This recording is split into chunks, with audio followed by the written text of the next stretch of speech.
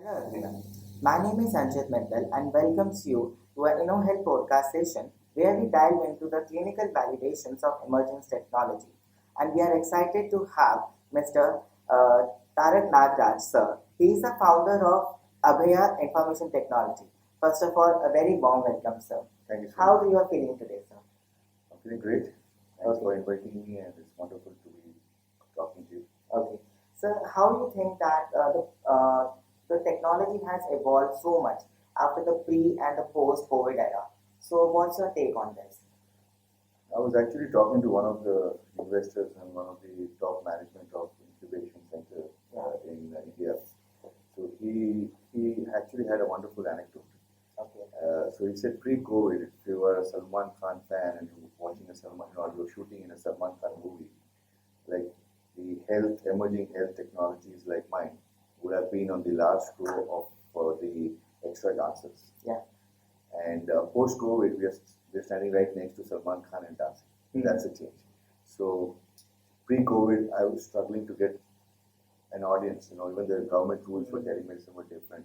Yeah. A lot of doctors were actually penalized, and one of them actually got jailed also for using telemedicine. So post-COVID, everything has changed. More digitization. People are looking at something like DG Health to be something like fintech. Health, digital health to be like fintech. So yeah, things have changed. We are now. People are focused. People are also looking at us as an opportunity to grow the economy, and the government also is doing a lot, and people like us are also bringing new technologies to the world. So you have done so much in the field of cardiology. So could you please describe the technologies have evolved in the field of that? I would focus on my field, which is monitoring of patients remotely and real time. So, Holter monitoring. So, Holter monitoring has been part of the repertoire of a doctor for a long time now. So it has evolved, from those bulky devices, which had some 12 wires and, different wired everywhere, jangling. It's difficult for the patient. Now, people are coming out with sleeker devices, which are put on the chest. And those days it was like, wait for the reports after 12, 24 hours or 48 hours or 70 as per what the requirements were. But now, technology is what developed by people like me enables you to actually transfer the data real time. The doctors can see the data real time, take decisions, clinical decisions real time. So no need for waiting for 24 hours or 48 hours or more for the reports to take decisions. So that's a major change. Doctors are also welcoming it. See, science and especially medical science has been always evolving. Yeah. Gone are those days, where those old days doctors used to touch the nadi, the veins, and then they were the best doctors. But now, technology is advanced that we can know what's going inside the body with all these kind of, invasive devices. Yeah. So we are having invasive pacemakers with real-time remote monitoring of, remote monitored pacemakers and ICDs. So it's really evolving. So we're just a small clog in the ecosystem, having a device like this, which allows you to monitor the patients real-time remotely. So it's just a small clog. So, sir, you have developed this device. So, what parameters you are looking for clinical validations? Clinical validations, yeah. So what basically looking at accuracy.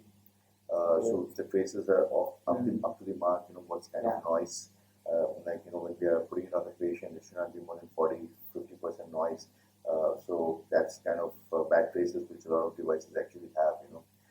So we're looking at minimizing noises and having the traces which can easily EQRST waveform is properly defined, and it's not obscure, and it's easy to detect the abnormalities from the traces. That's the most important thing for clinical validation. That's part one of the device. Part two of the device is the AI. Yeah. Is are we able to capture the abnormalities accurately? It should not be a noise declared as an artifact. And most importantly, when you bring in technology, so you've got Bluetooth technology which is connected to a mobile.